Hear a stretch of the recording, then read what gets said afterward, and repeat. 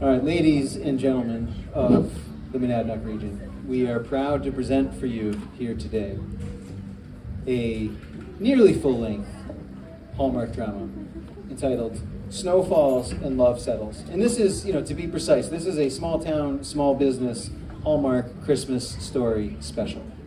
So please sit back, get ready to feel wholesome and warm, and though it may be, not even quite the end of summer yet, see if you can visualize yourself on a snowy night here in Peterborough.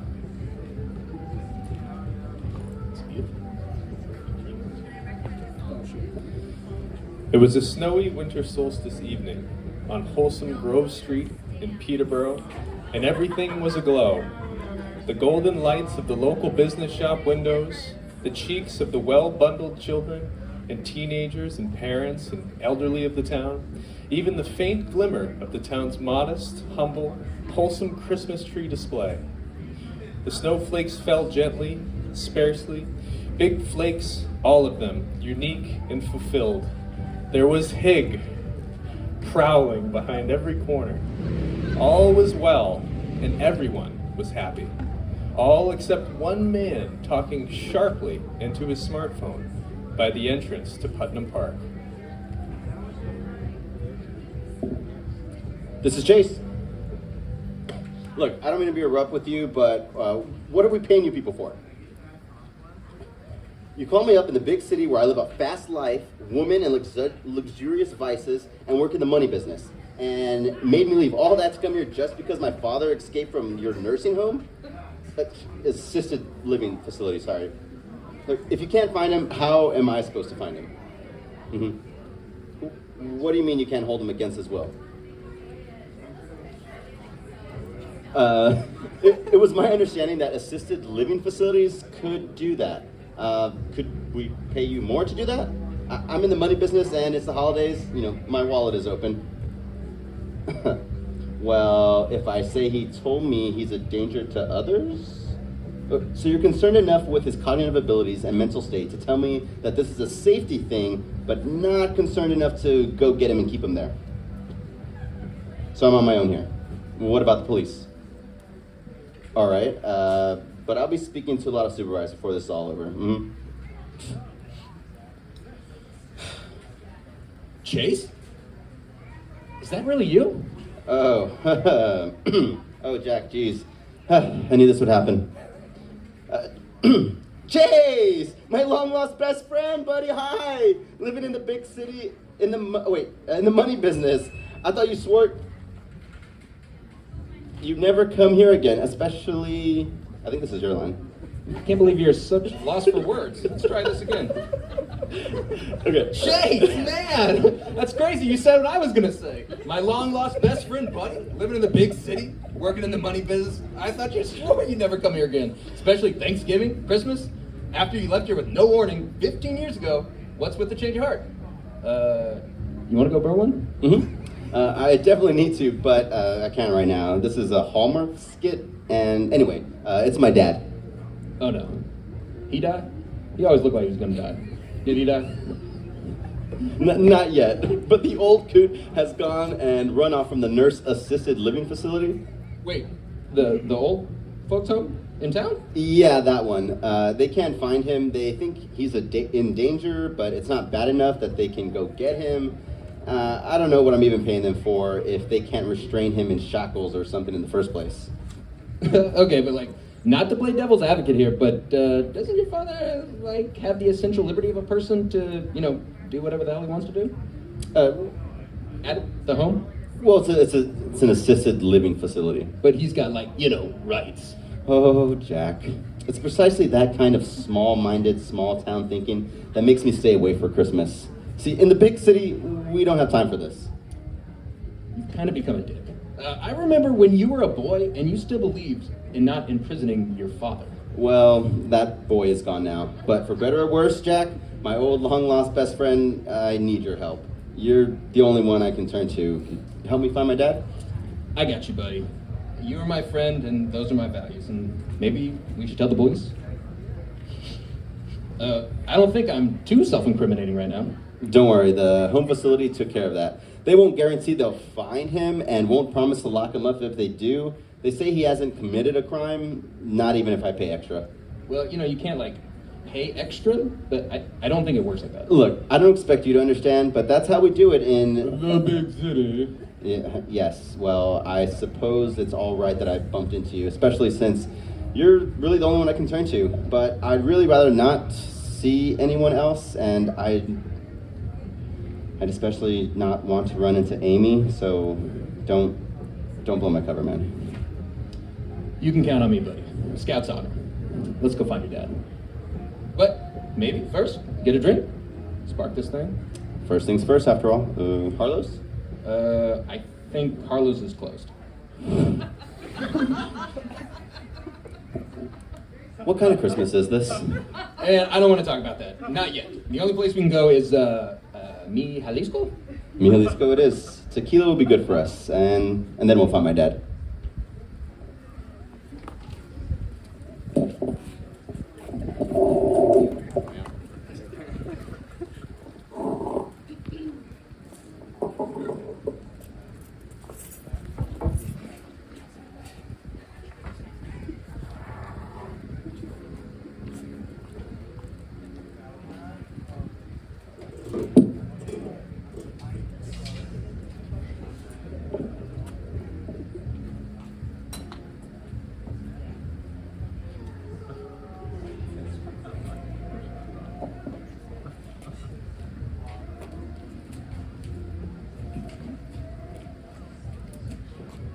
But sometimes fate is a funny thing, especially at Christmas and especially in a small town.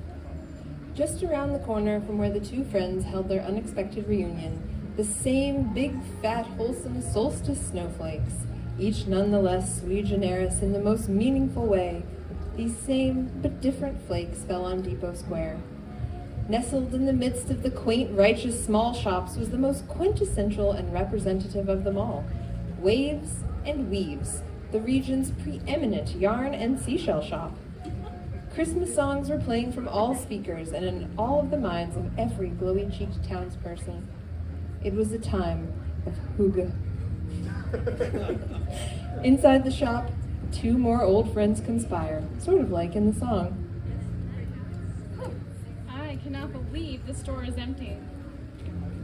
That was a super rush. Thanks for helping me out at the register, Heather. I'd have been lost without you.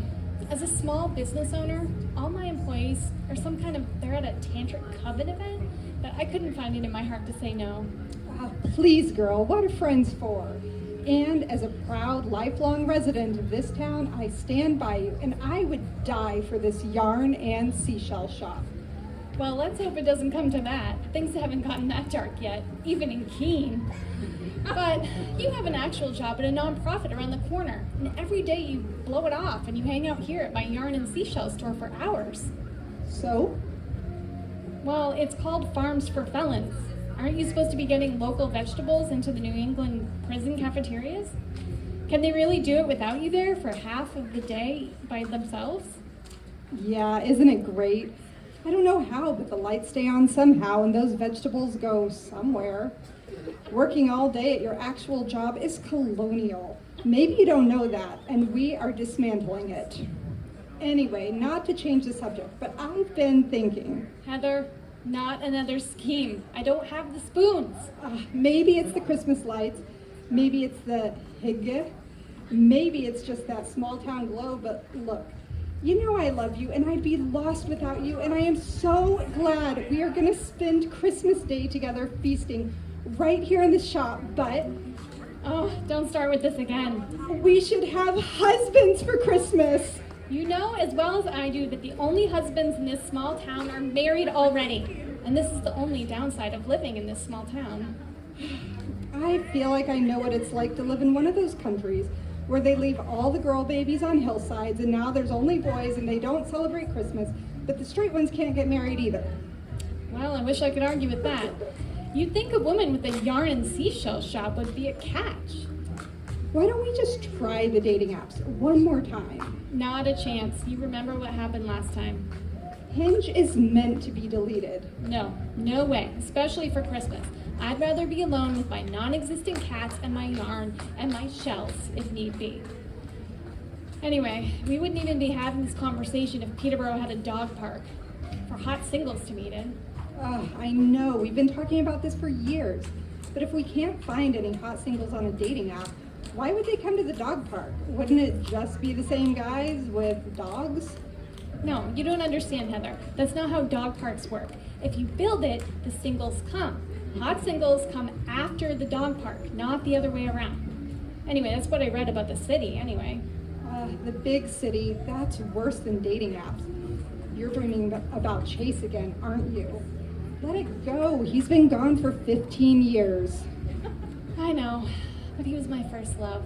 Only love. First and only love, and it's never been the same since.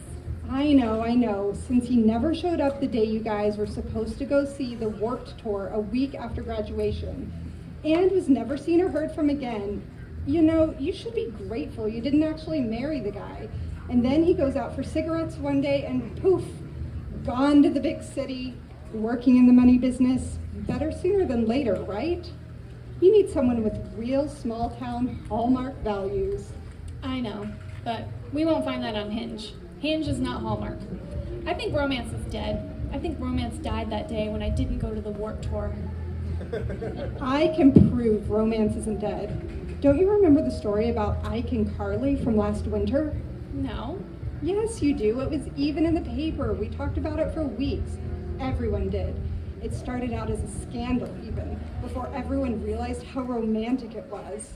I must have blocked that out. Oh, come on, we know these people. You know this. Ike and Carly and Kevin and Katie were all friends going way, way back. Ike and Katie were together, and Kevin and Carly were together. Katie went off to school in South Carolina, and Kevin went to school in Florida, while Ike and Carly stayed behind here in Peterborough.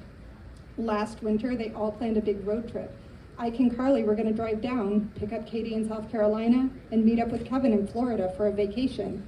Except they never made it down. Oh, was that smiley face killer? No! They were caught in a freak snowstorm in North Carolina, trapped on the highway together in their car, with just a bag of raw granola and half a bottle of kombucha for 3 days. By the time the helpers cleared off the highway, they realized that they were in love with each other. They returned here and got married and had 2.5 kids. Kevin and Katie never came back. Well, what happened to them? No one knows for sure, but I heard Kevin tried to make the best of it by suggesting to Katie that they themselves get together. But as the story goes, she responded by trying to maim him with an electric saw. But beyond that, I really can't say. All right, fine, you're right. Romance lives, even here. OMG. You would not believe the text I just got. Who? It's that bum, Jack. Oh. Is he trying to get all in your poog again? You know, maybe you should just let him. I don't know what you're holding out for. There's no dog park in this town. I'd rather die alone with your imaginary cats and your yarn and seashells. But anyway, you're not going to believe this. He says I'm supposed to keep it on the DL, but... What? Chase is here. Here? At Small Town Christmas? Oh, God. Do you know where I can get an electric saw? Oh, don't be crazy. Oh, there's more. Okay, this makes sense. He's only here because his father escaped from that nursing home and he has to find him. I think they call it an assisted living center. But, ooh, poor Chase Sr. Oh, he always loved me. He used to send me flowers after Chase disappeared. Much as I want to put Chase to the saw, my wholesomeness and loyalty to the past demands that we help find him. Come on, let's close the shop and we'll go look. I just told him we're going to help. Let's see what he says. He says he doesn't think Chase wants us to help.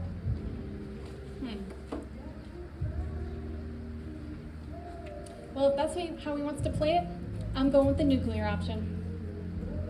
Oh, Amy, you can't be serious. It's done.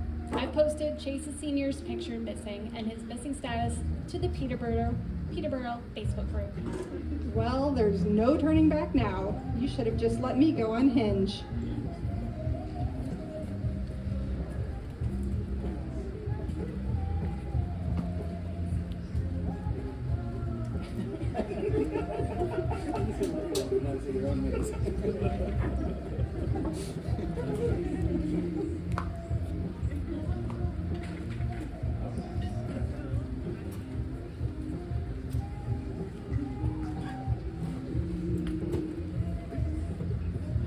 Wow, I love the atmosphere here.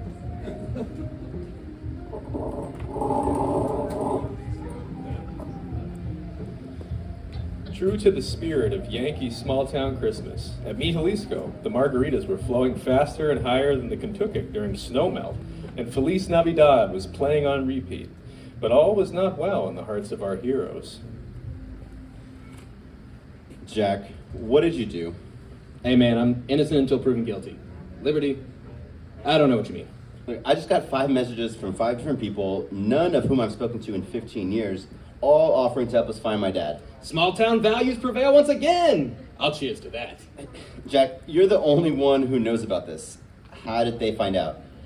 Alright, I don't want to incriminate myself, and I might know what happened here. I might have said something to Heather about you being here and looking for your dad. You sent a message to Heather. Yeah, I might have done that.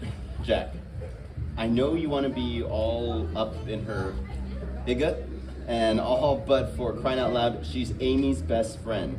How long until Amy finds out? I told you I don't want to see her. Not too long. She knows already, doesn't she? I think so. You think so? In the money business, we don't think things, we know them. Alright, so what happened here? Heather said she and Amy would help, and I said I don't think you wanted them to help, and then Amy flipped out and made a post in the Peterborough group, and I think that's how people know. I'm like 50% sure. Well, we got to get that taken down. You could always appeal to the moderator, Don Sykes. I'm not in the group. You do it. Here's the thing, Don hates me, and he'll just leave me on scene. No, but I've got another idea, the only idea. The only way to fix this is to go straight to the waves and weaves and demand that Amy take it down in person. You're right. We have no choice. Finding my father will have to wait.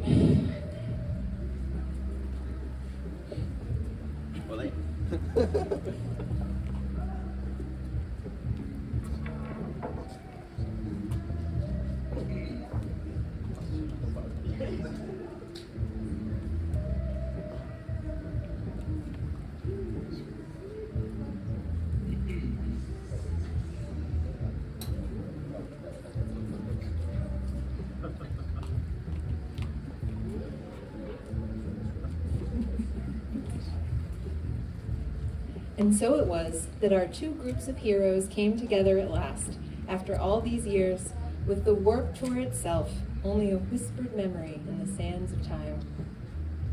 Oh my god, Chase and Jack are here.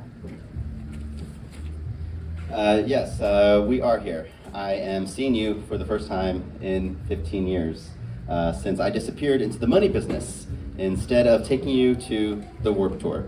I am unapologetic and accustomed to getting what I want in the big city. I could have warned you, but I chose not to, mostly because you won't let me go on Hinge.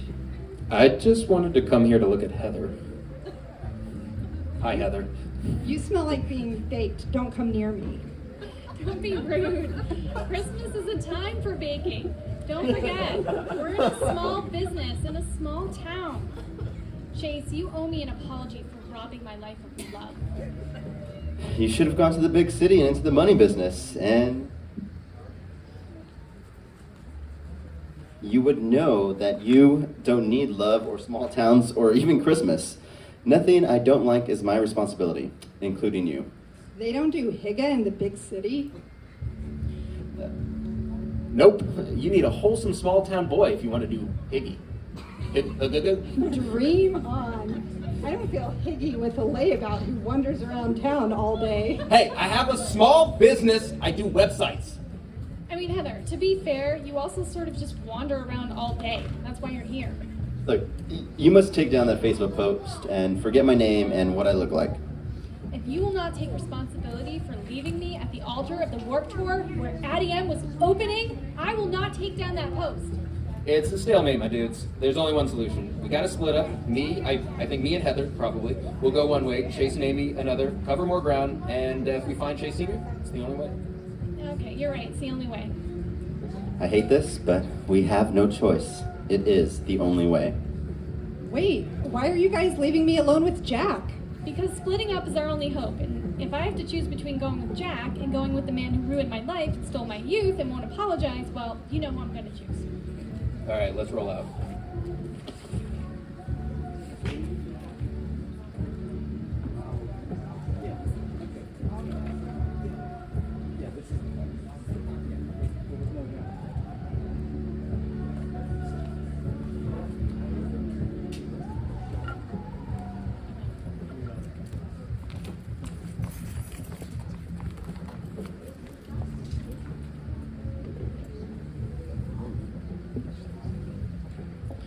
In the spirit of rural backroad chivalry and Yankee Christmas, Jack made sure to clear out enough trash and debris so that Heather, the apple of his eye, could squeeze into his passenger seat. They drove down the storied road, wondering where to look. They remembered that Chase Sr., a true small-town man, unlike his son, had a deep fondness in his heart for North Face, and they knew they had to check the EMS building to see if he had tried to break in. But, as fate would have it, while Have Yourself a Merry Little Christmas played from Jack's radio, and the two pulled into the darkened EMS parking lot, the light snowfall of Higa suddenly gave way to a blizzard, not unlike the fabled one in the Rudolph story of old. While they idled in the parking lot, an inch fell, and Jack's bald tires could no longer drive.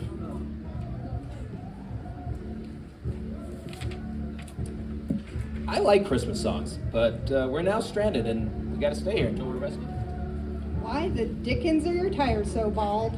To be honest, I'm just too chill and unmaterialistic to have good tires. That's how it goes. But while we yet have legs, we could walk. Let's walk around the building and see if we can find Chase Sr. It took them 8 whole minutes to circle the building. They concluded that Chase Sr. was not there and returned to the car to await rescue.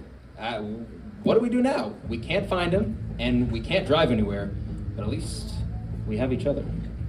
And it just goes to show that it's not that bad. I don't accept your conclusions, and how do I know you didn't purposefully have bald tires to lure me into this parking lot with your car so that I fall in love with you? I don't really, think that far enough to plan something like that, and I'm kind of poor, but it makes me proud that you think I am capable. That's really sweet of you. Well, I can't argue with that. Your small-town humility and self-awareness is not unattractive, but the helpers will be here to tow us before there's enough time in this car for me to fall in love with you. You may be right, but I have faith in Christmas. I wonder what Chase and Amy are doing.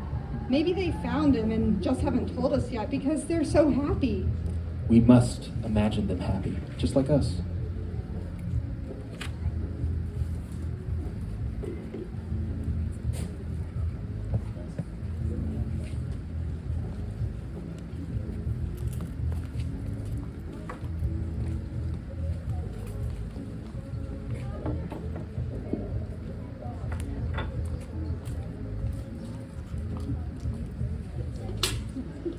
As it turned out, after Jack and Heather left, there was not a lot of hygge between Amy and Chase. It's my chosen pronunciation. Chase resented and resisted this apparent destiny, and moreover, he had no idea where to find his father. After much silence and staring, and even a little wholesome bickering, they at last headed for Chase's Escalade. And just then the blizzard came, and they fled back into the safe, warm, Christmas small business coziness of waves and weaves. We'll never find my dad.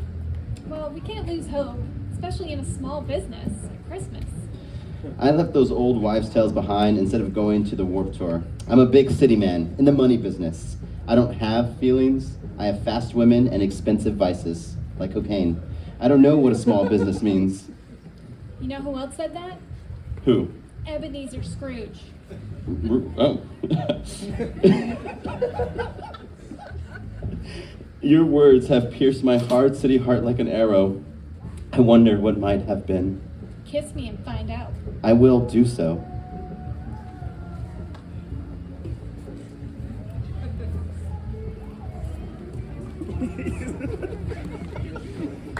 Who needs your Scrooge? I don't know. That's your one device.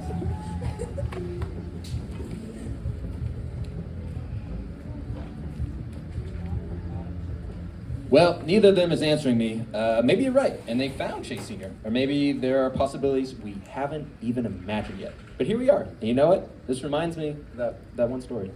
What story is that? Come on, girl. This is just the biggest small town romance of our time. Oh God, you weren't thinking about... Yep. Ike and Carly. You know the story. Everyone does in this small town because, it speaks to all of us. It's archetypal. Joseph Campbell, power of myth, two friends that fell in love trapped in the snow waiting for their helpers. Let me ask you this. Do you think the love was new and sprang from the experience, or do you think it was always there, latent? And this was just the excuse they needed to get it out in the open? Well, I think, maybe neither. Haven't you ever heard of the proximity effect? You become attracted to the people who are around you all the time, just because they're there. But does that make it any less real?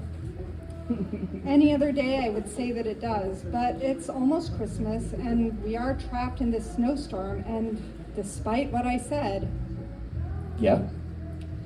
try though I might to resist, maybe it has been enough time. Being in this car with you, trapped for the last 40 minutes or so, has made me realize that if you were the only man left, maybe it wouldn't be so bad. Works every time. I've been trying to tell you this for years. You and I need to settle for another. No sense denying it, is there? No, we can't deny it. Neither of us can do any better than the other, can we? I don't think so. And you may still be beautiful. We aren't getting any younger. Don't waste any more time with all these delays. And if we can be honest with one another, Honey, I lack the wherewithal for deception. I'm an open book. You can be too. Especially with me. well, what could be a better Christmas miracle than to make the decision to settle for the person most readily available? I'm trying to resist, but I can't. You have no idea how many successful marriages start off this way. There's no need to resist. Let the Christmas guide your destiny. Okay. It really is time to give up. Amy's never gonna let me go back on Hinge anyway. And now, I will kiss you. Finally. I accept that any other options that exist are worse. And so I'll kiss you back. We'll set aside our worries about Chase's poor dad because he's on his own journey now. And so are we. In a way, we all are. Everyone is. This whole world. Small towns, big cities alike. Kiss me before you say something that's gonna make me change my mind. Oh, no.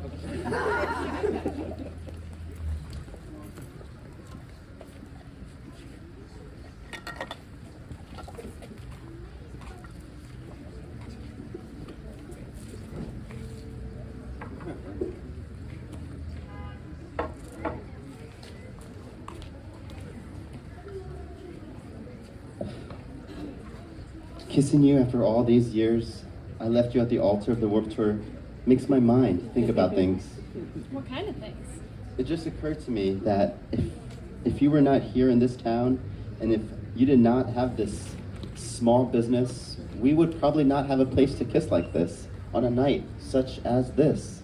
We might even have been harmed in the storm. I'm starting to understand small businesses. I told you, everything happens for a reason. If your dad hadn't gone missing, none of this would have happened. Regardless of whether he is ever found, there is a higher purpose, and we are learning those lessons. I think you're softening. I am in the money business, but I'm wondering if there might be a better way to live. Maybe I was wrong, but I'm not convinced. Well, let's kiss more so that I can convince you in intangible ways. All right. Now that we've kissed some more, especially in this holiday season during a snowstorm, in the midst of a crisis, that life has meaning, and it's about more than just money and power and things and large-sized businesses.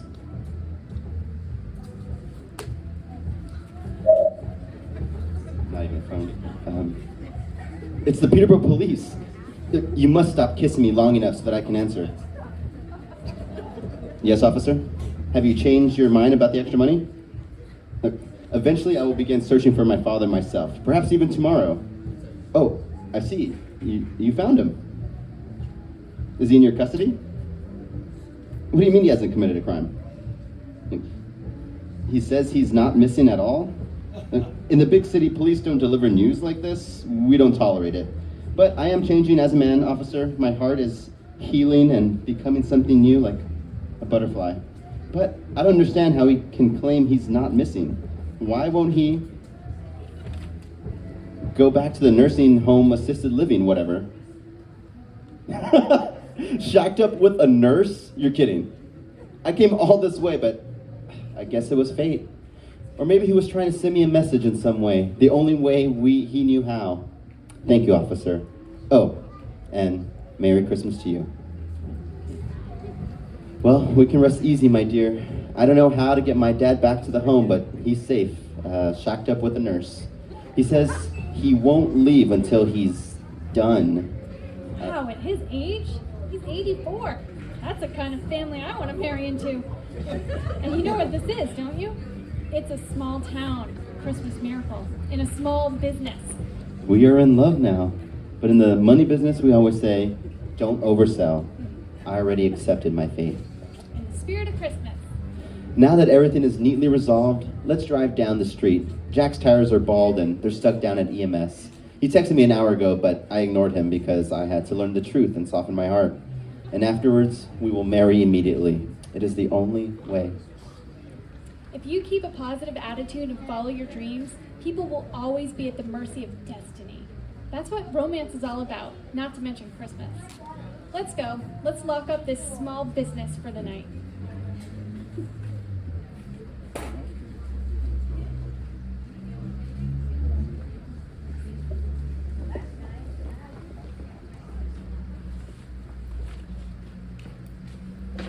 And so, the course of events, as it always does, went the only way that it possibly could. This and the story of people's lives, of values and morals, of choices and second chances. Our four heroes, now two couples, gathered again at the town's best yarn and seashell store, sitting on the floor to eat fresh Christmas tofurkey, along with a final Christmas miracle in the form of a very special guest. None other than robust, not missing, 84-year-old Chase Sr. Well, I'm glad I made it to another Christmas, I suppose. But, my children, I gave you all the gift of love and fate. And then I came all the way out of my love nest. And in exchange, all I get is this soggy soybean patty. Even during the Depression, we had meat on Christmas. You're so sweet, Dad. And we will have many more Christmases together. And tofurkey is nutritious and avoids bringing bloodshed to sentient animals suffering, especially in my small business. But are you sure that that's true about the Depression? He wasn't alive during the Depression. So what? This thing is like a soggy, tasteless sponge filled with estrogen.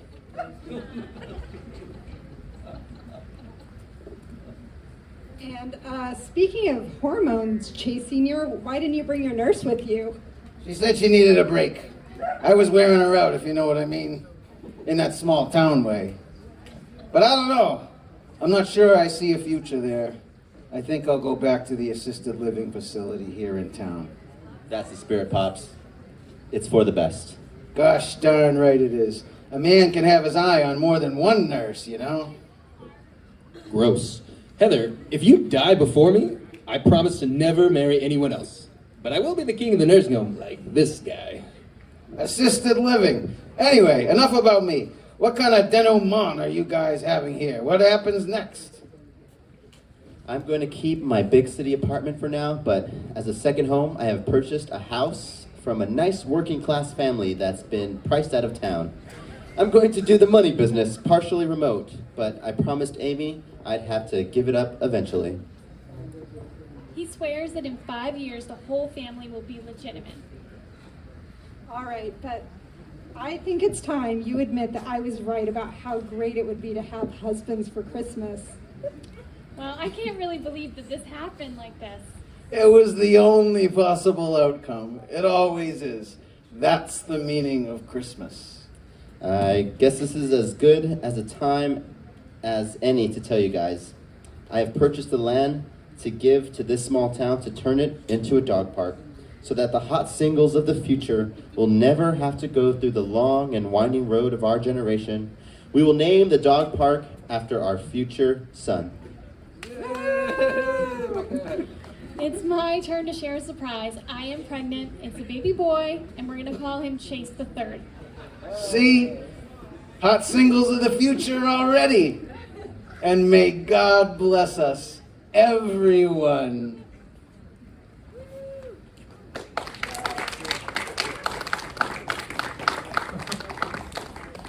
And so our story comes to a close in the only way that it possibly could, in the only way that it ever does.